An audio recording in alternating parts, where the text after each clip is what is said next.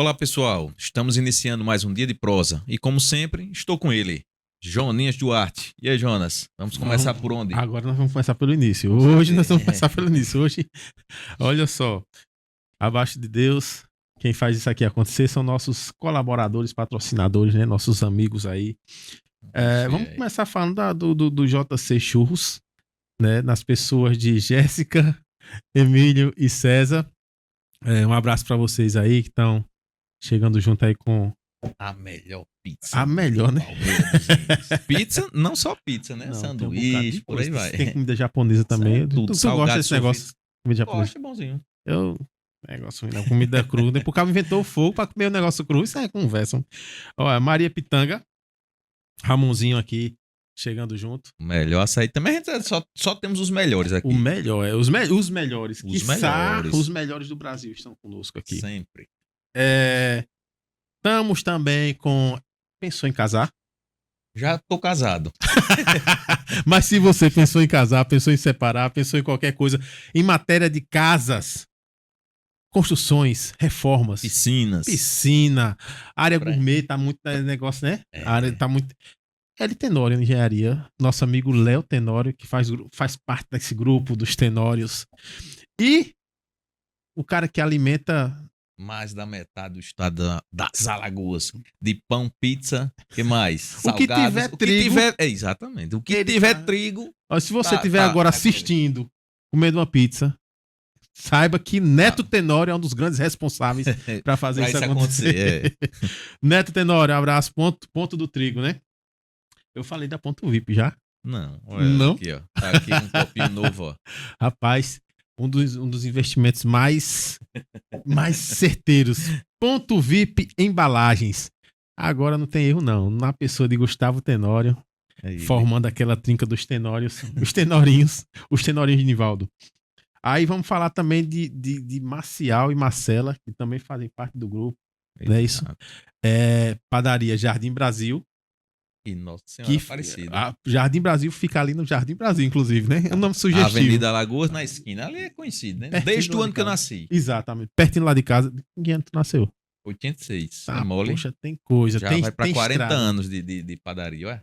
Eu nasci e me criei ali, comendo massa de pão e massa de salgadinho. Massa de pão não. Massa de pão era ruim. Massa de salgadinho. E pão com manteiga. E a pizza de micro-ondas, né? E a pizza também. E hoje tá assim, ó. Agora é pão de queijo. Os caras chegando junto mesmo, investiram pesado. Porque não tá vendo ali, ó. Mas aqui puxa é o cá, melhor. Garotinho, daqui a pouco a gente vê. Pode ter certeza que é o melhor. Tem também a Nossa Senhora Aparecida, né? Exatamente. Que faz parte do mesmo grupo. Lá no bairro Eucalipto, pertinho da Igreja Aparecida. Nossa Senhora Aparecida. Inclusive reformada com todas as características da igreja, para quem conhece, Aparecida do Norte, lá em São Paulo, e a própria igreja, né, que foi reformada por quem? L Tenório. Foi mesmo. Foi, com certeza. Vamos lá e passe. Modificando a Palmeiras dos Índios. E agora chega a hora do nosso novo amigo patrocinador. Quem é esse? Márcio Henrique Filho, vulgo Marcinho. Vulgo Marcinho, gente boa. Agora não sei dizer não. Pneumologista, eu vi até outro nome, mas pra gente é pneumologista, né? Eu não sei, mas parece que tem outro nome agora. Não sei. Pensou em respirar... Pensa no Marcinho, que vai respirar com ele. Vamos lá. Marcinho e Doutor Márcio, né? Doutor Márcio, né? A dupla. Ave Maria. E aí, vamos Gustavinho? Continuar aqui. Você falou de reforma, falou de construção, eu lembrei de Mourinha. E queremos Mourinha aqui, viu? Mourinha do Moraço, ali na Vieira de Brito. Conhece Mourinha? Conhece? Meu irmão. Oi, eita, é verdade. Oi, tá vendo aí? Irmão Mourinha. Aqui do nosso convidado. LF Comércio, ali no açudezinho. Juga Sampaio ali. Na caminhada ali, né? Na caminhada ali tem de tudo ali. É sossego. Aí o cara compra, como é o esquema? O cara reforma com o Léo. Chama Léo, compra o material de construção aqui com o Moraço, constrói com o Léo e depois vai comprar as coisas no LF Comércio. O melhor também, a gente só tem os melhores aqui. Leandro Ferro, não é isso? Leandro Ferro. E Clube Man, pra comprar o quê? Você quer andar elegante? Agora aí é verdade. Pensou em andar elegante? Pensou no Léo Pessoa. Léo Pessoa, na Clube Man, ali próximo à Vitório FM. E estamos com ele aqui, ó, Emanuel Jatobá, além de estar dando essa força aqui com a gente sempre, ele também é um dos nossos patrocinadores, com suas duas empresas excepcionais. Quais são as empresas? Primeiro é o podcast. Podcast, música boa. Qual é o dia sempre? Sempre nas quintas-feiras. Quinta-feira você está gravando aqui. É ao vivo, que ele é bom. É ao vivo. Não. E Digifotos, né? Que inclusive esse espaço aqui que nós utilizamos faz parte aqui da Digifotos. Pensou em podcast? Pensa na Digifotos, vem pra cá. E mandar um abraço também para todo o pessoal ali do posto do Mignon, posto Piranga, posto do Mignon, ali na Vila Maria, Soares Pneus. Um abraço aí, meu amigo Mignon e meu amigo Adriano. Joninhas, é isso. Eu quero só mandar um abraçozinho também a Micael, que também faz acontecer, né? Faz parte do trio, né? VIP, Micael Jordan é o fraco. E vamos começando aqui. Vamos deixar o nosso convidado se apresentar, falar um bocado. Esse camarada que vai trazer assuntos que, a meu ver, Gustavo, polêmicos. São assuntos interessantíssimos. Seu Mário, apresenta aí, pessoal. Boa tarde para vocês, ouvintes e telespectadores, né, do podcast. Meu nome é Mário Diniz Agra. Sou professor da Universidade Estadual de Alagoas. Sou mestre maçom, né, faço parte da maçonaria aqui de Palmeira dos Índios. Represento 2 lojas, que aqui em Palmeira dos Índios, para quem não sabe, existe a Princesa do Sertão e a União Palmeirense. Né? Estou galgando daqui a 15 dias o grau 32 e finalmente no ano que vem chegarei ao grau 33. Mas também sou maçom do Rito York. O Rito York ele é um pouco diferente do grau Rito Escocês Antigo e Aceito, que vai até o 33. Né? Então também sou Cavaleiro Templário. Nós, Cavaleiro Templário, a gente usa a sigla KT, em inglês, né? Cavaleiro Templário. E estou aqui para bater um papo com vocês sobre os templários, sobre maçonaria, sobre extraterrestre. Será que existe extraterrestre? E aí eu faço um questionamento. Papai do Céu criou, não é 1 bilhão, são trilhões e trilhões de planetas, sistemas solares diferentes. Por quê? Um planeta pequenininho, que se chama Terra, tem vida. E os outros desocupados. Então pensem nisso. Não é? Vamos começar, acredito, falando um pouco dos templários, que para quem não sabe, os templários, eles foram criados, em princípio, para proteger os peregrinos que iam a Jerusalém. Foram 9 cavaleiros templários. O principal, né, que criou foi o Godofredo de Bouillon. Ele é o principal. Ô Samuel, a origem dos Cavaleiros Templários, o país de origem, o senhor tem essa informação? Eles eram franceses. Certo. Eram franceses. E essa ideia de criar esse grupo, né, de Cavaleiros Templários para defender os peregrinos, né? Para proteger, isso. Porque na região tinha muitos ataques, muitos ataques. Ali tinha que atravessar os povos árabes, né? E as caravanas eram saqueadas. Sempre eram saqueadas. Mesmo com os cavaleiros templários, eles eram saqueados. Mas os cavaleiros templários foram crescendo e se tornou, diríamos assim, expert militarmente. Eles eram bem preparados. Então, daí a pouco, de 9 já tinha milhares.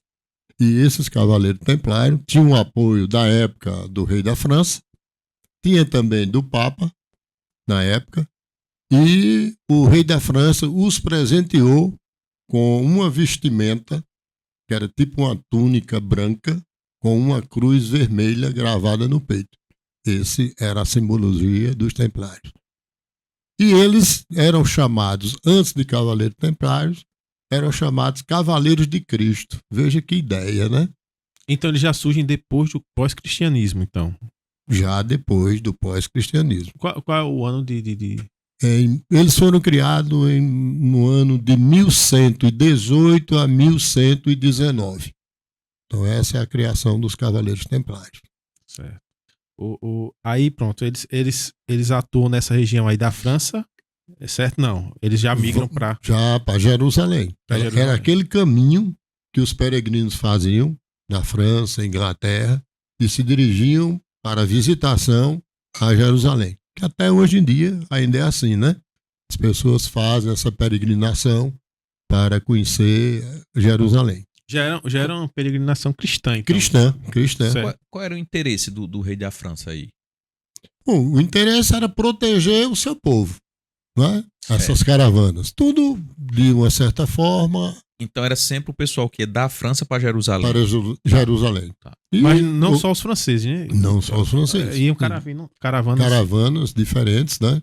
Então o intuito era justamente fazer a proteção desses peregrinos. Vamos regionalizar o negócio. Pelo que eu entendi, seria como essas caravanas saem daqui, por exemplo, para Juazeiro. Vamos dizer que não tivesse segurança alguma daqui para lá. Então, esse pessoal, os cavaleiros templários, seria a polícia que protegia esse trecho até chegar, né, no local de romaria. Isso cresceu tanto que mais tarde, eu acredito que vocês já devem ter escutado falar sobre as cruzadas. Sim. Então, os templários eram, como eu disse, esses guerreiros, não é? Na teoria, eram tipo monges. Eles tinham, inclusive, o celibato. Eles prestavam um juramento para serem celibatários e serem pobres. A maioria deles eram filhos de nobres, né? E eu posso dizer até a vocês que, para esse deslocamento de França, Inglaterra, e se locomover até Jerusalém, se precisa de quê? De dinheiro, de proventos. E como eles eram filhos de nobres, né, de fidalgos, eles tinham dinheiro. Mas, devido a possíveis ataques dos árabes, eles praticamente foi quem criaram o sistema bancário que existe hoje no mundo. Foram os templários. Como eu estou dizendo a vocês, como eles precisavam de dinheiro, então existia em determinadas cidades, locais, onde tinha dinheiro, esses cavaleiros templários precisavam de uma determinada quantia, se dirigia lá e eram ressarcidos do seu dinheiro. Assim, então, imagina, eles são basicamente os criadores da moeda fiduciária. A moeda, ela já existia. Mas, tipo assim... mas não existia era o prata, sistema de financiamento, certo, de depósito. Não é? Certo. Não existia a questão de você, por exemplo, como é o sistema bancário hoje? Hoje você tem que ter dinheiro para abrir uma conta. Né? E você pode tirar seu dinheiro em qualquer lugar que você esteja que tenha aquele banco. Você não pode tirar em outro banco, a não ser que seja permitido. Então, os cavaleiros templários, como eu falei anteriormente, eram filhos de fidalgos, tinham muito dinheiro, então existia o crédito para cada um que quisesse dispor de determinada quantia. Isso cresceu tanto, para vocês terem uma ideia, que daí a pouco eles estavam emprestando dinheiro, inclusive ao rei Filipe de França. Por isso que o rei Filipe, não é, com o Papa Clemente V, perseguiram os templários até a sua dissolução. O rei Filipe, ele devia mais dinheiro do que era o próprio Estado como país, a França, aos templários. Então eles tinham aí tipo de aliados, né? Em algum tempo eles foram aliados e incentivados pelo governo. Sim. O governo passa a ser inimigo porque passa a dever a eles mais do que o próprio Estado podia arrecadar. Existem registros de que os templários, né? Se não me engano, o Jacques de Molay, que é um dos últimos veneráveis dos templários, grão-mestre, ele era padrinho de um dos filhos do rei Filipe. E o rei Filipe, por isso que existe, eu acredito que a partir daí, uma certa distorção do que é maçonaria e o que é templário, né? Porque como o rei Filipe, ele queria ser templário e não foi aceito, que para ser aceito ele tem que ser livre e ter bons costumes, o que o rei Filipe não tinha, né? Que inclusive ele deve tanto que praticamente a França ela entra em falência de tanto dinheiro que ele devia, não só aos templários, mas a outros países. E quebra a França. E como ele devia e não podia pagar aos templários, ele cria um estigma, né, em cima dos templários. Por sua vez, o Papa, quem praticamente, vamos dizer, entre aspas, mandava num Papa na época, era o rei. E eles, de comum acordo, criam situações constrangedoras para os templários. Em uma noite só, eles assassinaram mais de 1.000 templários, para vocês terem ideia. E depois, né, disso, alguns templários foram presos, foram queimados vivos, e outros fugiram, inclusive, para a Escócia e para Portugal. Se vocês lembrarem um pouco do descobrimento do Brasil, vocês vão ver que vieram 3 navios, né? E que eram as caravelas. E o que é que estava nas velas desses navios? Vocês estão lembrados? A cruz. A cruz. Cruz, essa dos templários. Lembra o nome, Gustavo, das caravelas? Eita, lembro não. Maria, se não me engano, Nina Maria Pinto, né? Maria Pinto e Nina. Bicho, é história do Brasil. Pararam aqui esse dia. Então vocês vejam como é que tá uma volta, né? Tão grande de 1118, 1119 para chegarmos a 1500, que foi o descobrimento do Brasil. Que historicamente a gente diz que foi descoberto, mas nós sabemos que já existia, inclusive, invasões de ingleses, dos franceses atrás do nosso pau-brasil e das nossas riquezas no interior do nosso Brasil. Então os templários chegam aqui também? Se os navios eram deles, se Pedro Cabral, né, Pedro Álvares Cabral, provavelmente era um deles, o Pero Vaz de Caminha era um deles, então, sim, os templários estiveram no Brasil. Interessante. E agora, até para o pessoal entender, e até eu tô aqui, eu quero saber, assim, quando é que surge a maçonaria? Até porque você disse que chega um momento que o pessoal confunde, né, com os templários. Então, qual foi o momento que surgiu os templários, qual foi o momento que surgiu a maçonaria? Veja bem, a maioria de nós maçons acredita que nós descendemos dos egípcios, certo? Então ela teria surgido lá. Mas em termos jurídicos, em termos de documentos, nós só vamos aparecer em 1717. É criado as lojas da Inglaterra, porque na época se chamava guildas de operários, e essas guildas eram separadas. Tinha na Escócia, tinha na Inglaterra, tinha na França, mas não como instituição como nós as conhecemos hoje. Eu ainda vou mais além, que antes dos egípcios vêm os sumérios. Então acredito que desde os sumérios para cá, a maçonaria ela sempre existiu, não como a forma de hoje, como uma instituição criada com estatutos e tal. Por quê? Porque até 1700, os conhecimentos maçônicos eles não eram escritos. Eles eram passados de boca a ouvido. Mas em termos de documentos, não é? É a partir de 1700. 4 lojas na Inglaterra se uniram e criaram a grande loja do rito escocês antigo e aceito na Inglaterra. É que tem assim, eu já vi, né, artigo sobre isso, falando que iniciou cerca de 400 anos antes de Cristo e eram os construtores, algo do tipo assim. Então é dentro daquilo que eu estava falando ainda há pouco, né? Existem 2 períodos. Esse que você está falando, que é dos construtores, que nós chamamos de operativos.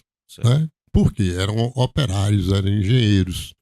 Então, eles que construíram os fortes, os palácios, as igrejas. Observa as igrejas antigas e as igrejas construídas hoje em dia. Arquitetonicamente, praticamente não existe mais isso, né? Isso. E naquele tempo você ainda encontra em várias regiões do mundo, principalmente França, Portugal, Inglaterra, aqui no Brasil tem algumas. Então, eram operários, pessoas que entendiam de construção. Por isso que um dos símbolos maçônicos é o esquadro e o compasso. Né? Porque esse é o princípio da construção. Depois de 1700, então, abre-se na Inglaterra e na França para pessoas que não eram instrutores da construção civil. Aí entre os artistas. Então, ela passou a se chamar agora de especulativa. Então, pessoas que eram artistas, músicos, como Mozart, por exemplo, não é? Era maçom, e outros. Então, deixou de ter aquele conceito de operário, por isso que nós também nos intitulamos como pedreiros, não é? Maçom quer dizer pedreiro, e passamos agora a ter a intelectualidade, né, do mundo dentro da maçonaria. O seu Mário, me diga uma coisa. Por que é que ou se criou, ou é verdade,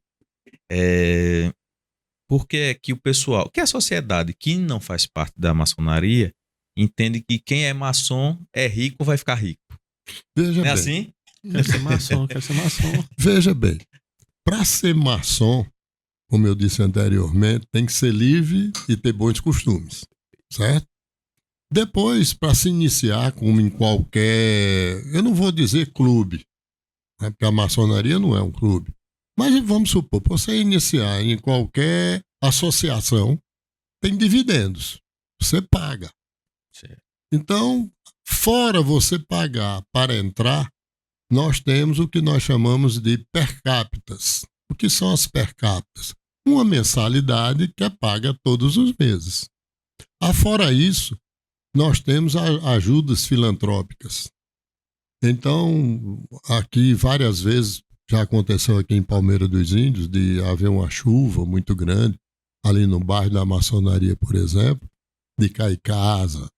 Teve casa que já incendiou-se por ali, e as pessoas perdem tudo. O poder público ajuda, mas nós chegamos juntos. Eu acho que a maçonaria até chega primeiro do que o poder público. Porque enquanto o poder público tem seus trâmites legais para disponibilizar verba, né, a maçonaria se junta 10, 20, 30 maçons, conforme seja, e cada um dá um pedaço de dinheiro dentro das suas possibilidades, e se compra cobertores, se compra cestas básicas, e nós distribuímos. Então funciona dessa forma. Então me diga uma coisa, um indivíduo que tem salário mínimo, ele pode participar? Não. Aí por isso que se criou esse estigma de quem é maçom é rico ou vai enricar lá dentro. Não é verdade. Né? Você quer ser maçom, Jonas? Agora não quero mais não. O negócio é o seguinte. O esquema é o seguinte. Eu, também na minha ignorância, né? Fiquei sabendo, assim, a gente sabe que tem alguns rituais para ser aceito, enfim. De fato, tem esses rituais? Tem sim. A maçonaria, diríamos assim, que anteriormente ela era secreta. Hoje nós dizemos que ela é discreta. Porque qualquer pessoa, né, querendo visitar a maçonaria, pode. Agora eu pergunto, pode-se entrar na igreja a qualquer momento? Não. Que seja católica, que seja evangélica. Não é? Então a maçonaria, nem sempre ela está aberta. Mas nós temos eventos, Dia das Mães, Dias dos Pais, que ela é aberta ao público. E nós convidamos autoridades da cidade para dar uma palestra. Né? Aqui mesmo já chamamos algumas vezes uma médica, um promotor, alguma coisa, que é um tema interessante para a comunidade, nós convidamos. Aí vamos para a sua pergunta sobre rituais. Então, veja bem, quando um indivíduo é convidado, que você não pode simplesmente chegar e dizer, eu quero ser maçom. Primeiro tem que ser convidado para ser maçom, certo? Então, nós observamos uma pessoa do nosso convívio ou não, e a gente vê que essa pessoa tem um perfil de um bom homem, de um bom pai, de um bom cidadão, honesto, íntegro, e aí nós convidamos. Essa pessoa pode querer entrar na maçonaria ou não. Aí qual é o ritual? Tem todo um processo. Então não é porque eu lhe convidei que você vai ser maçom. Vamos pesquisar a sua vida. Vamos, por exemplo, vai para um cartório de título de protesto. Aí Jonas tem 2, 3 títulos de protesto. É meu amigo demais. Não me chama não me chama. Mas não entra, entendeu? Meu amigo... Então vocês fazem um SPC Serasa no camarada. Então vejamos, é feito essa pesquisa, se for aprovado o nome dessa pessoa, o Rotary faz isso, o Lions faz isso, que inclusive a maioria dessas associações foram criadas por maçons, que é mais filantrópica do que maçônica. Não é? Ô Mário, eu tenho uma dúvida. O indivíduo que já participou de grupo de dança, ele pode se tornar um maçom? Pode. Tá vendo aí, Manuel? Vai dar certo pra você, meu irmão. Então lá, como eu disse a vocês ainda há pouco... como eu disse a vocês há poucos instantes, né, na maçonaria operativa, não. Naquela do passado, até antes de 1700, eram só pedreiros, construtores, né, arquitetos, engenheiros da construção civil ou mais.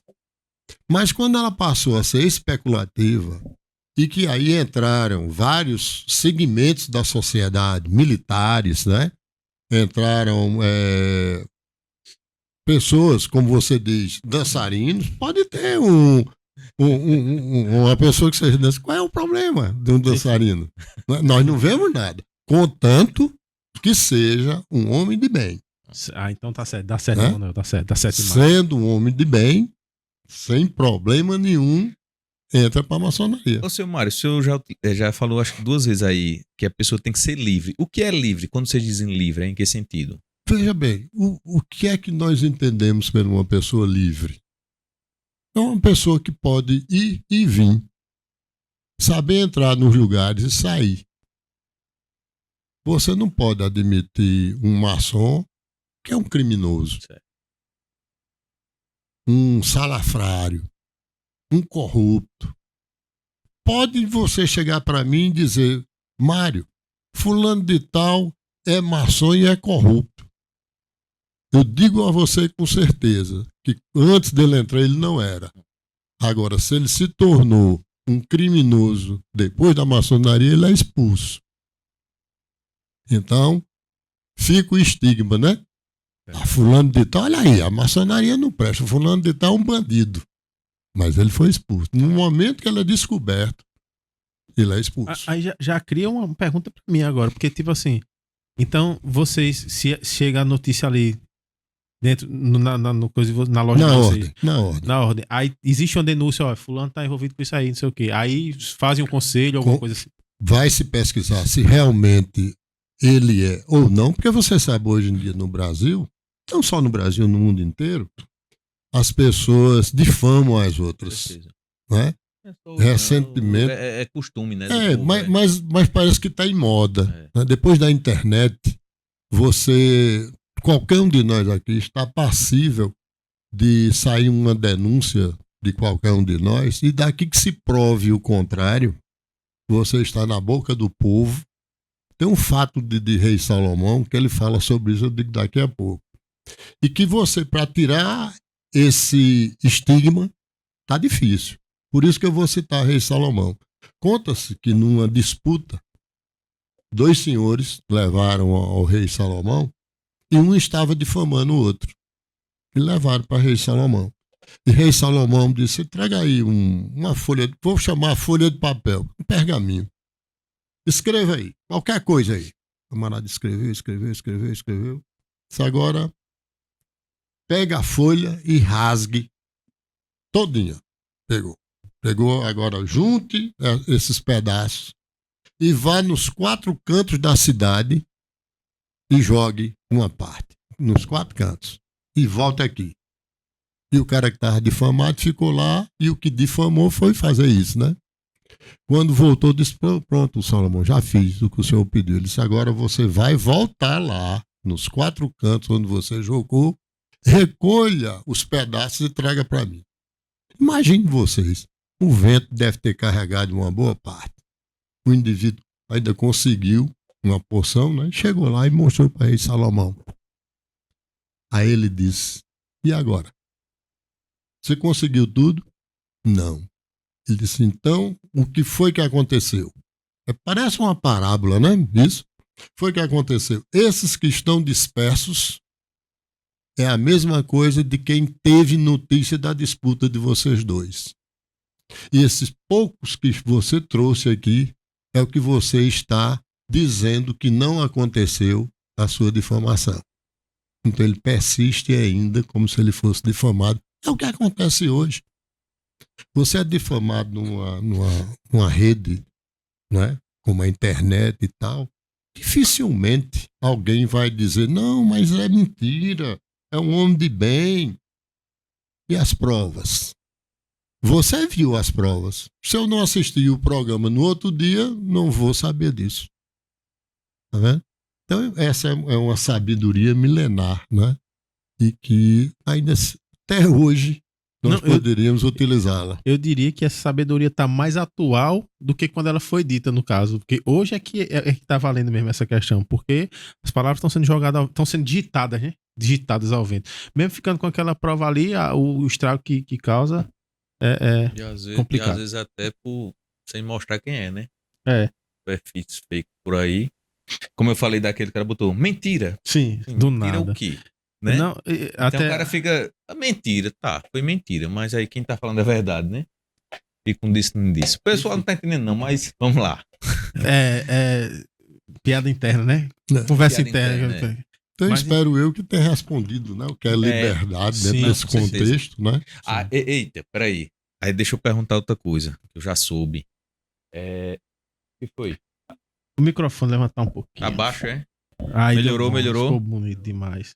Olha só. Além de ser livre, homem de bem, honesto, decente, direito e tal, e por aí vai. Cadê? Eu tava achando estranho, eu não tava aparecendo ali. A esposa tem que aceitar, não é verdade? Isso é um fato interessante. Oi. Eu estive agora em Campina Grande, né? E um dos meus filhos, ele agora é maçom. E ele estava me falando que um amigo dele, amicíssimo dele, cara, gente fina, top, que daria um bom maçom, mas antes dele ser aceito, nós fazemos uma visita à residência do futuro candidato a maçom e é perguntado a ela se ela permite que o esposo se filie à maçonaria. Se ela disser não, ele pode ser o melhor homem do mundo, ele não entra. Justamente isso. Maçonaria não é para arrumar problema. Nós estamos para resolver problemas. Nós somos uma fraternidade, não é? Mesmo que a esposa, porque nós temos o que a gente chama de paramaçônico, não é? Que são as fraternas, que são as esposas dos maçons. Então ela tem as associações delas. Mas a esposa do maçom pode dizer, não quero participar, é direito dela. Não participa e não é por isso que vai se separar o casal, né? Mas também se ela não deixar o camarada participar. Agora, se ela disser que não, ele não entra não. De jeito nenhum. Deixa eu fazer outra pergunta aí. Pessoal, você ficar sabendo. Também para ser aceito, ele precisa acreditar em Deus. Precisa. Não existe maçom ateu. Pronto. É porque, assim, eu acho interessante essa parte, porque a maioria do pessoal, ele, assim, pelo que eu vejo, às vezes a gente vê um artigo, um vídeo, né? Então leva para o lado não macabro. Não acredita em tudo que você vê em vídeo. A maioria leva para o lado macabro. Então, são ateus, são não sei o quê, né? E interessante isso, quando eu soube isso, não. Para entrar na maçonaria, você tem que acreditar em Deus. Não necessariamente uma religião, né? Não. Mas acreditar em Deus. Se você for aqui no Brasil, qualquer loja maçônica, você vai encontrar no centro do templo um altar com uma Bíblia. Se você for num país muçulmano, você vai encontrar o Alcorão. Se você for num país como Israel, né, você vai encontrar a Tora, ou Torá, como queiram pronunciar. Então, dependendo da religião, vai ser um livro sagrado. Por isso que nós não dizemos Deus. Na maçonaria, nós falamos em Gadu. O que quer dizer Gadu? Grande arquiteto do universo. Ou seja, é pai de todos nós, independente da religião que você seja. Espírita, candomblé, umbandista. Nós temos vários pastores evangélicos que são maçons. Nós temos padres maçons. Temos bispos maçons. Agora, se criou, como eu falei ainda há pouco, sobre os templários, criou-se essa mácula, né, que persiste até hoje. Então, tem muitos padres que falam bem da maçonaria e tem padres e pastores que falam mal da maçonaria. Muitos deles gostariam de ser maçons, por isso que fala mal. Como não pode, e de onde vem essa corrente, sei lá, que é contra, por exemplo, a maçonaria, de padres, de... Como eu acabei de dizer agora, você quer ser maçom. Aqui em Palmeira dos Índios, em Campina Grande, em Maceió, em São Paulo, Recife, onde seja, tem homens que gostariam de ser maçons, mas não tem o perfil, como eu já falei anteriormente, de maçom. Um padre pode ser? Pode. Se ele quiser ser, pode. Existe. Aí o que é que ele... Existe. O que é que ele deve fazer? Se é um padre e que ele quer ser maçom, ele tem uma autoridade que manda nele. Certo? O bispo. Como se fosse a mulher que manda no cabo, o bispo. O bispo. Então ele tem que pedir autorização, porque um padre, ele é um ser humano como qualquer outro. Certo? Já o pastor não. O pastor pode casar, o padre não pode. Mas o padre, ele pode pertencer ao Rotary, ao Lions, qualquer entidade, inclusive a maçonaria. Mas para isso, ele tem os seus superiores. Então, talvez seja necessário ele pedir uma autorização ao bispo.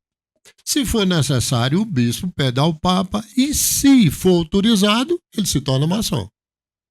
Ele então, não vai chegar lá e dizer, eu quero e entra assim, não. Porque, por exemplo, você falou Nós respeitamos todas as entidades. Certo. Mas eu digo assim, historicamente, porque, por exemplo, você falou que os Cavaleiros Templários, em um momento, foram protegidos pelo rei. Em outro momento, se tornaram inimigos. Se tornou inimigo por quê? Devia. Sim. É aquela mesma coisa. Faz de conta que você empresta dinheiro. Como a gente conhece, tem pessoas que emprestam dinheiro. E você me empresta. Aí eu vou pedindo dinheiro a você, eu vou pedindo. Tem um momento que eu não vou poder lhe pagar. Ou tu dá conta de mim, ou o que é que tu vai fazer? Ou tu dá conta de mim. Ou eu dou conta de você, como a gente já sabe de casos, né? Tem pessoas aí que emprestam dinheiro, ajudam não sei o quê, e depois termina desaparecendo. Por quê? Porque alguém que devia muito para ele ou ela não tinha condições de arcar com aquele débito e tirar a vida do indivíduo. Agora tem relatos assim, eu vou falar pelo que eu já ouvi, realmente não vou lembrar assim, quem foi, como foi e tal. Mas existe relato de pessoas que participavam da maçonaria e hoje falam mal ou dizem alguma coisa assim. Tem, sim. Que realmente faziam parte e provavelmente foram expulsos, ou sei lá. Veja bem, ainda há pouco, acredito, foi o Jonas que disse que algumas pessoas acham que vai entrar na maçonaria e vai enricar. Certo. Né? Ou vai usufruir disso. Então, veja bem, eu trabalho na universidade. Eu acho que eu, sendo maçom, vou chegar a ser reitor. Não, eu vou ser reitor se a comunidade da universidade votar em mim e quiser que eu seja reitor. Senão, não vou chegar nunca. Certo. Então, tem pessoas que entram na maçonaria querendo, que a gente diz até, usar os 3 pontinhos, que o maçom, quando assina um documento, ele bota 3 pontinhos. Também, se quiser. Se não quiser, ele não bota. Certo? Mas a maioria a gente se identifica pelos 3 pontinhos.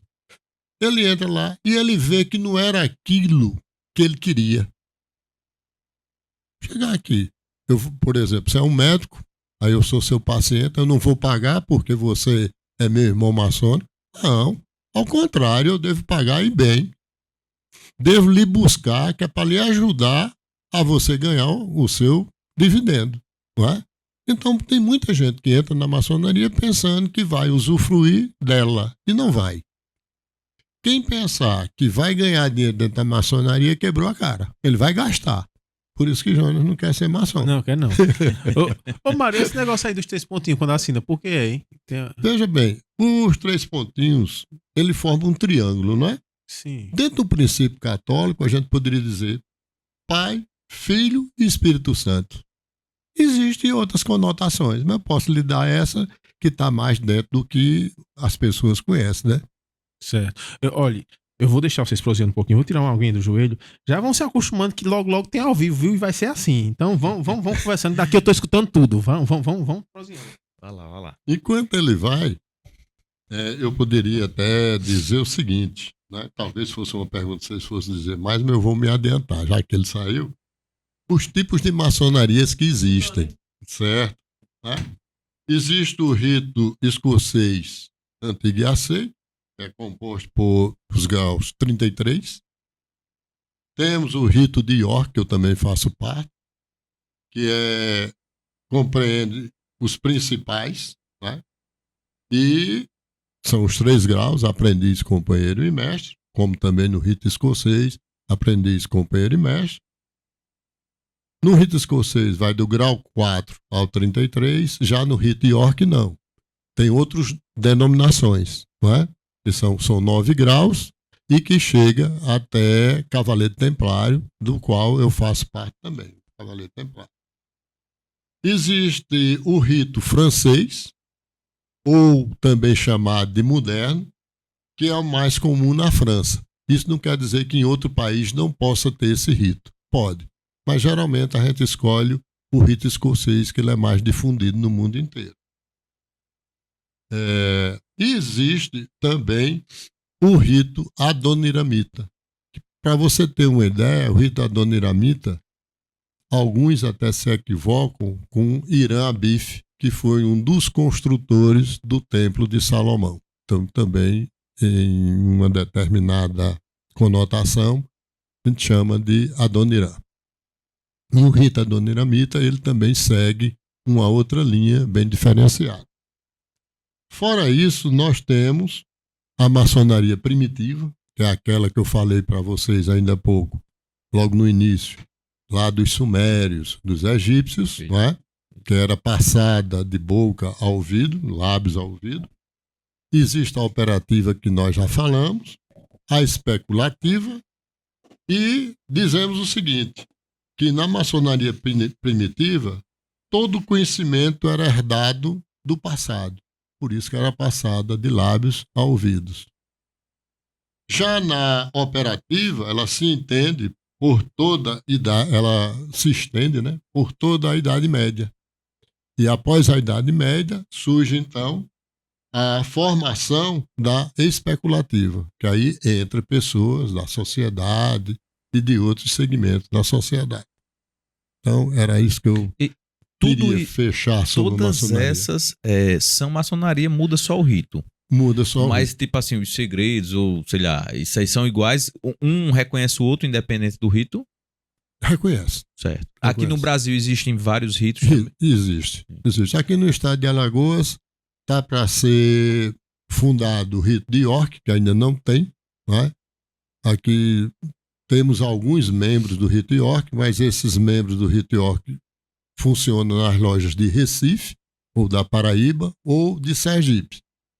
Mas estão querendo abrir uma loja do rito York aqui.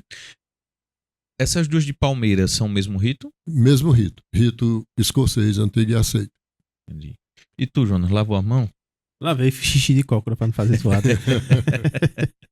Mas, enfim, eu queria entrar numa questão assim,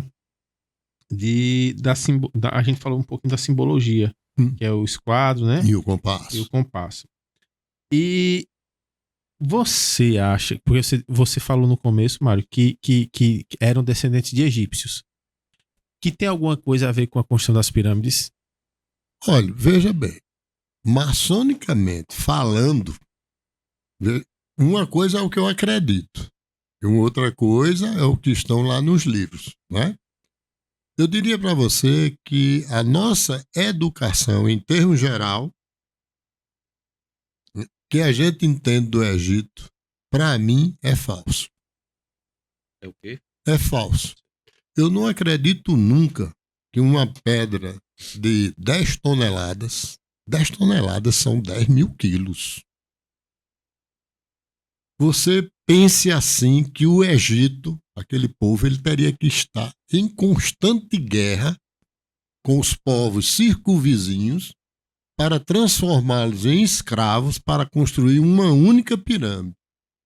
Os japoneses, que são os danados na tecnologia e na matemática, né? Eu vi um estudo dos japoneses que eles fizeram uma réplica bem pequena, usando toda a tecnologia que nós temos. Guindaste, tratores, escada rolante, né? Porque é para rolar as pedras e tal. Para vocês terem uma ideia, as pedras que estão nas pirâmides, elas estão mais ou menos a 120 quilômetros. Para o camarada atravessar milhares de pedras de 10 toneladas na areia do deserto, isso só para quem não entende de tecnologia, do básico. E inculcar isso na nossa cabeça e as pessoas veem isso. Uma vez eu dava uma palestra na Universidade Estadual da Paraíba, na qual eu fui professor e fui convidado por um grupo de história para dar uma palestra lá, para falar sobre o Egito. E eu falei sobre Cleópatra, por exemplo. Aí eu disse, a Cleópatra que vocês conhecem, ou que nós conhecemos, que está nos livros, era a 7ª Cleópatra. A menina, como é? Aí levantou a mão, pediu a palavra, disse, como é que o senhor diz um absurdo desse? Eu digo, minha filha, você conhece a história do Egito? Já foi no Egito? Não. Eu digo, então fique calada, que é melhor. Inclusive o senhor já esteve lá no Egito. Já estive lá. Então, quando você observa praticamente uma montanha construída de pedras, e o mais impressionante é os hieroglifos que tem nos corredores do interior. É uma coisa impressionante. Eu tive uma oportunidade de ir no Vale dos Reis, que você encontra, são montanhas de pedras calcárias, e que penetra no solo, ela não é subindo, é descendo, até onde eu fui, o ponto, por exemplo, que eu fui em 3 túmulos, né? 3 galerias, inclusive um dos que eu cultuo, que é Akhenaton, gosto muito da história dele. Eu penetrei 120 metros. Tem os guias, né? Os turistas, aquela coisa, eu fazia parte. Os 120 metros é cheio de hieroglifo, do começo do piso ao teto até o outro lado. Para mim, aquilo ali é um livro, é uma história de um povo. Não escreveram aquilo ali para achar bonito, não, para botar minha fotografia, a sua, não. Entendeu? Então, veja bem. Agora, imagine vocês, quando se diz que não existia lâmpada como a nós conhecemos, elétrica. Como é que os camaradas pintaram? Porque é em pinturas. Cores diferentes. Quem fez isso? Como foi feito isso? Ainda hoje dá para ver as cores. Dá? Pra ver, porque na época era mais viva, né? Assim. Sim. E hoje eles restauraram muita coisa. Você chega lá naquela região, é um absurdo. É os caras trabalhando, sabe? Tem lugares que você pode fazer visitação, outras não pode. Por exemplo, na época que eu fiz, eu não tive acesso ao interior da pirâmide, que nós queríamos fazer. Por quê? Porque tinha naquele mês, estavam uns pesquisadores, uns arqueólogos, fazendo um estudo nas 3 pirâmides. Então, nesse período, eles não permitem. Não é? Aí você quer conhecer um pouco, vai para o museu. Você vai para o Museu do Cairo. Hoje existe um museu que é bem maior do que o Museu do Cairo. E na oportunidade que eu fui no Museu do Cairo, eu perguntei, né? Eu não falo inglês, falo um portanhol, né? Com a mistura de português com espanhol. Hoje, bem menos. Antigamente, eu entendia mais. E eu perguntei ao nosso guia. Eu digo, rapaz, eu não vi quase nada aqui. Aí ele riu, aí disse, olha, você passando 30 dias, vindo todos os dias para o Museu do Cairo, você ainda não conhece o Museu do Cairo. É uma coisa impressionante, não é? E teve um fato até interessante comigo, que é proibido, eu poderia estar preso lá até hoje. Tinha uma réplica do trono de Tutankhamon, E brasileiro é feito japonês, né? Gosta de tirar foto em tudo quanto é canto, né? Aí eu cheguei para o pessoal que estava comigo, digo, tira uma foto minha aqui, e sentei no trono. Quando eu me sentei, ainda bem que tiraram umas 2 ou 3 fotos minhas, né? E os seguranças me cercaram. E eu não lhe entendo, porque eu não entendo de árabe, entendeu? Aí foi que o guia chegou e deve ter dito, isso é um doido aí, né? Aí me liberaram, mas eu podia ter entrado numa fria, porque é proibido. Tem uns cordãozinhos, né? Aqueles botas de segurança, mas brasileiro é danado. Eu ainda era muito jovem na época, tinha meus 40, 36 para 40 anos na época, fiz, não me arrependo não. Né? Ainda tem esse registro em casa? Tem não, porque eu tô no meu 2º casamento. Então, a minha primeira consorte ficou com tudo que eu tinha. A única coisa que eu tenho é o passaporte para dizer a você, fui lá. Né? Poxa. Mas, infelizmente... Rapaz, eu fico pensando aqui, sabe? Eu passei esse fim de semana agora, fui pintar uma página de Bob Goods com meu filho, passei quase um dia todinho. Imagina o cara para pintar uma parede dentro da pirâmide. Foi bom você tocar nesse ponto, porque eu não terminei a história dos japoneses. Sim. Né? Os japoneses fizeram uma réplica com 10 metros de altura, usando... Olha, 10 metros, é diferente de 100 e tantos metros. Usando pedras, o equivalente a 10 toneladas, né? Eles gastaram 10 anos. Agora veja bem. O japonês que é acostumado a fazer uma ponte em 2 dias, né? 3 dias. Agora imagine o camarada construir. E com o meio fechado. Aquelas pirâmides, como eu estou dizendo a vocês, né? Era necessário eles estarem conquistando novos escravos. Se calcula, segundo os japoneses, que seria necessário, por ano, 100 mil escravos. Diz que morria um bocado também na construção, caía, não tinha os EPIs adequados. Tudo. Agora imagina, uns cortando a pedra, outros colocando a pedra em cima de alguma coisa para ser translandado de um lugar para outro, outros preparando comida, outros dando água para o pessoal que está atravessando o deserto. Imagina vocês. E nós fomos criados assim, acreditando numa coisa absurda dessa. E outra coisa, eles só poderiam trabalhar no turno do dia, não é isso? Não? Não, aí é onde está o problema. Como é? Se você for fazer uma visita aos povos árabes hoje, amanhã deles é complicado. Eles estão dentro de casa, porque o sol é quente, meu amigo. A vida lá é depois do equivalente para a gente, depois de 5 horas da tarde. Que aí esfria mais. Faz frio no deserto à noite. Se eles não tinham eletricidade, eles tinham que trabalhar num horário reduzidíssimo. Porque, né? Eles pegaram quando esfriava o sol, até ali, quando dava para ver alguma coisa. Imagina você transportar as pedras, não dava para transportar durante o dia, né? Se você vê o que nós temos... Se fosse no Brasil, dava tanta ação, trabalho. Já estou advogado pensando aqui já. Se vocês assistirem algum filme, algum documentário sobre as construções, né, das pirâmides, vocês vão ver as pessoas seminuas, não é verdade? Inclusive o pessoal egípcio.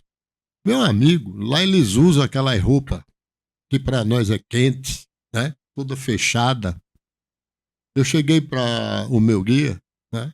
O nosso guia, vamos dizer assim. Eu digo, rapaz, por que os árabes usam essa roupa assim? Não morre de calor, não. E além disso, eles ainda cobrem o rosto. Aí nós tivemos a oportunidade que não pegamos muito grande, não, viu? De vez em quando lá dá uns ventos.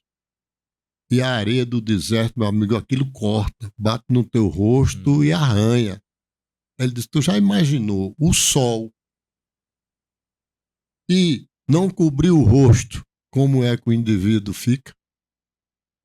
Aí você vai entender, né? Porque é que eles usam aquelas roupas tão longas e que eles usam um turbante e ainda cobrem o rosto quando estão viajando. Por causa do sol e da poeira. E aí, Mário, assim, não satisfeito com o empilhamento daquelas pedras de 10 toneladas, com as pinturas que são muito bem feitas, aí a gente fala também das câmaras que são construídas, que lá dentro, né, é construído perfeitamente também, cabe a pessoa, passa a pessoa abaixadinha ali quando pensa que não abre uma câmera lá, né? Isso. Como...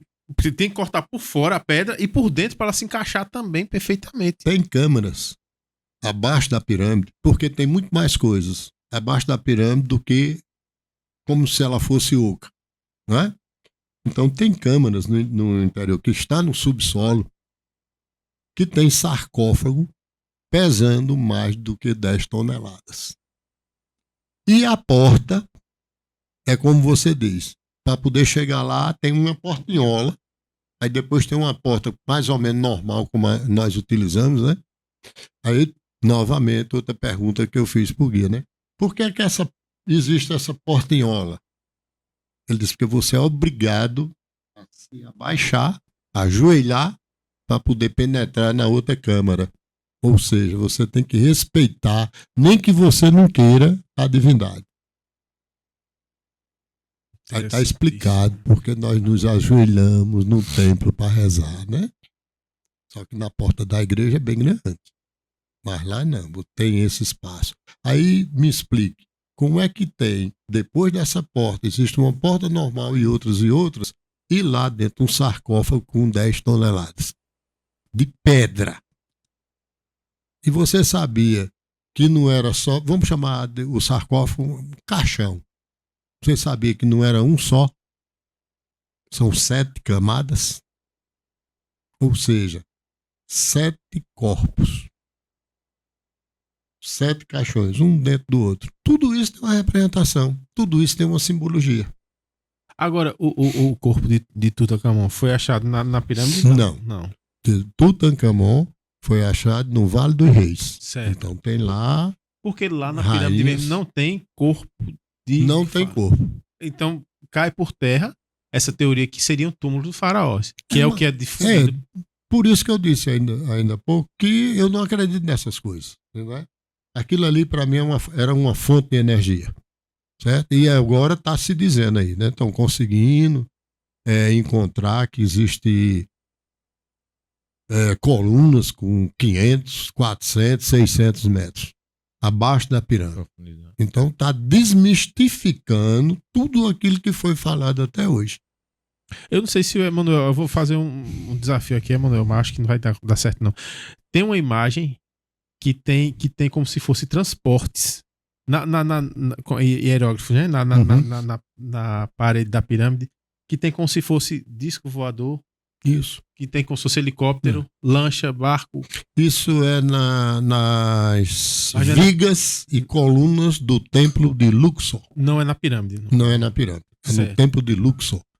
Tem imagens parecidas com helicópteros. Tem imagem parecida com submarinos.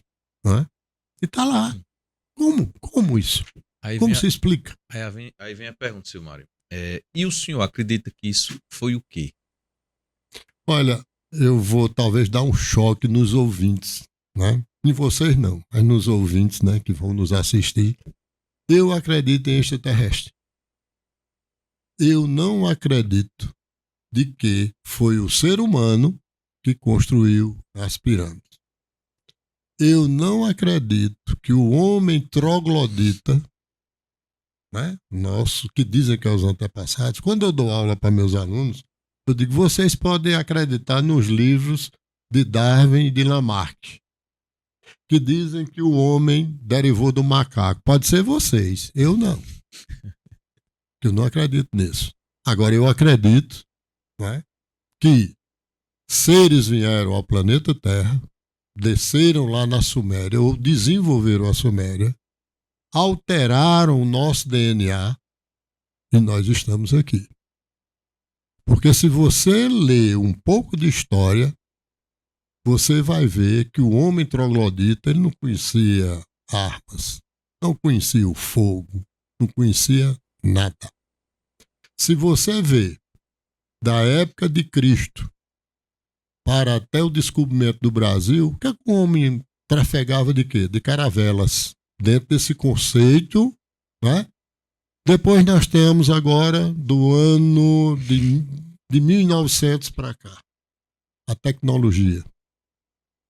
Vocês estão usando um relógio. Nós somos homens modernos. Século XXI. Você é capaz desse seu relógio quebrar, dar um prego aí, parar e você botar ele para funcionar? Nós não temos. microfone parar de funcionar, vocês têm condições de consertar? Aqui só Emanuel Jatobá tem condições de fazer isso. É um homem moderno. Não, Então tem que ter uma mente privilegiada, como a de Tesla e outros, né? Nikola Tesla e outros, que desenvolveram isso. Porque eu e vocês, zero à esquerda. Exato. Uma pergunta simples. Quem estiver ouvindo, se souber, diga. Trabalhei 11 anos na CEA, que virou Equatorial, virou Eletrobras, virou Equatorial. Como é feita a energia elétrica? Como é gerado? Pronto, como é gerada a energia elétrica? Como funciona? Me dê um funcionamento, me dê um conceito de energia elétrica. Eu vou deixar. Isso é muito fácil. Vou deixar o Mário responder. Não sabe, bicho. Mas veja Sabe, bem. você vê? Nós temos. Ela é Você vê a transformada, né? Ela é Ela transformada. Você está falando da corrente alternada, né? Oh, yeah. Porque assim, a gente pode, né? A corrente contínua que Foi Nikola Tesla que inventou a contínua. Isso. Não é? A alternada foi Tesla. Tesla. A contínua A contínua ela já existia. E que Thomas Edison, que me desculpe, né? Já deve estar lá do outro lado há muito tempo. Ele passou a perna em Nikola Tesla. Desculpa, já que você desafiou aí a coisa, eu estou entrando no tema. Pronto, vamos certo? lá. Então veja bem. Nikola Tesla, ele, quando jovem, houve um acidente, o irmão dele gostava muito de cavalo e ele amava o irmão. Quando o irmão dele vinha a cavalo, ele espantou o cavalo do irmão, o cavalo derrubou o irmão do Tesla e ele morreu. E ele ficou com essa coisa até o resto da vida dele. Aí veja bem, ele sai do país que vivia e vai para os Estados Unidos, porque um professor dele disse, rapaz, você vai para os Estados Unidos, que é um lugar em desenvolvimento. Tem um camarada que é meu amigo, que chama-se Thomas Edison, que trabalha com energia, trabalha com eletricidade, vai lhe dar um apoio muito grande. E ele recebeu uma carta de apresentação e foi. Né? Quando chegou lá, olhou assim para ele, cara jovem, aí começou a trabalhar e ele percebeu que realmente ele era uma pessoa inteligente. Os cabos de eletricidade, já que você falou, era quase da grossura do nosso pulso, um fio. Então imagina a quantidade de cobre que se tinha, né? E Thomas Edison foi uma brincadeira, segundo Thomas Edison foi uma brincadeira, mas Nikola Tesla levou como verdade. Ele disse, você faça o seguinte, diminua a espessura desses fios, porque os engenheiros dele não tinham condições, nem ele próprio. Diminua que eu lhe dou, parece que era $100 mil, uma coisa assim. E ele em 30 dias, mais ou menos, ele conseguiu. Reduziu a espessura de um pulso para a espessura de um dedo, por exemplo. Aí chegou lá e deu para... Aí quando cobrou os $100 mil, Thomas Edison deu uma risada e disse, rapaz, eu só tenho uma brincadeira com você, eu sou norte-americano, rapaz, eu sou gozador. E ele pegou raiva de Thomas Edison, saiu da empresa e começou a desenvolver os projetos dele. Tá certo? Chegou onde chegou. Eu, por exemplo, eu não acredito que Nikola Tesla é um furo, né? De reportagem que eu digo para vocês, não posso provar, mas consta que ele suicidou. Você não acredita nisso? Um homem com a inteligência daquela, um homem que ganhou o prêmio Nobel, tenha se suicidado. De forma nenhuma. Então, a história da humanidade, ela é cheia de segredinhos, viu? E isso que eu estou dizendo aqui não tem nada a ver com maçonaria, não tem nada a ver com templários, é uma opinião minha, não é? Para que depois as pessoas não pensem e façam as distorções que gostam de fazer. Sim. Tá? Eu falando dessa questão ainda das pirâmides, eu acho que eu vou meio, um pouco pela linha do senhor, assim, eu acho que a história está mal contada. Isso. Agora, existem tantos segredos. Agora surgiu aquela história que abaixo, né, das pirâmides tem estruturas, né? E aí pode ser conhecida com o que o senhor está falando aí, de dela ser gerador de energia e tal. Diziam, eu não sei se é verdade, assim, eu vi em algum artigo também assim, que só o sacerdote podia entrar na pirâmide, em certa câmara lá, na pirâmide, que seria tipo assim, no dia que a lua tivesse justamente alinhado, porque o alinhamento das pirâmides também é alinhado com o cinturão de Órion, né? Sim. Então, quando as pirâmides se alinhavam lá com a lua e com as estrelas, batia lá e dizem que esse sacerdote recebia informações da entidade lá, da divindade deles, E ele passava para o faraó, que eu acho que o sacerdote seria a segunda grande força do Egito, né? Sim. E aí ele repassava ali. Então, pode ser o que você esteja falando aí, que esse sacerdote não tivesse puro não. Se fosse um cara realmente... E aí nós deixamos um questionamento. Como os faraós se intitulavam? Eles eram filhos de quem? Era filho do Deus, né? Deus Sol. Deus Sol. Atom, né? Ra. Tinha Atom, tinha Ra, não é? Certo. Então, veja bem, eles se consideravam que não eram da Terra. Olha que coisa.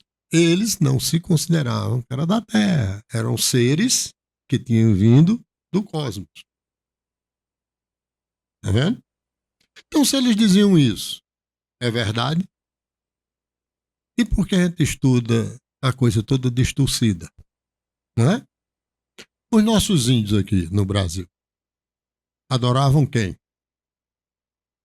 O Sol, a Lua, que eles chamavam de Tupã.